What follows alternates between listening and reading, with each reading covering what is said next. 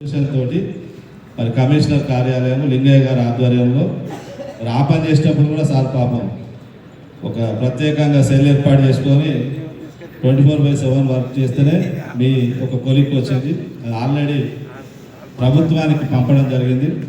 Secretary నుంచి మరి అది జిఏడి తర్వాత పై అధికారులు ముఖ్యమంత్రి గారు ఏ నిర్ణయం చేస్తే అది అందరికీ పోస్టు లేకున్నా కూడా మరి డిప్యుటేషన్ పైన ఇచ్చి చేయాలా, లేదంటే ఖాళీగా ఉన్నంత వరకు, లేదంటే అవసరం ఉన్నంత వరకు. అవసరం అంటే 2 జిల్లాలు ఉన్నాయి, నారాయణపేట, మేడ్చల్, మరి మిగతా అన్ని జిల్లాలో కూడా ఎక్సెసైజ్ ఉన్నారు. అట్లా కాకుండా ఖాళీగా ఉన్నంత వరకు, లేదంటే అందరికీ కూడా అవకాశం కల్పించాలనే అంశంలో మరి ప్రభుత్వం త్వరలోనే నేను అనుకుంటున్నా దాదాపు జనవరిలో ఆర్డర్స్ వస్తాయని అయితే నేను ఎక్స్పెక్ట్ చేస్తున్నా. సార్ కూడా ఒప్పుకుంటా ఉన్నారు.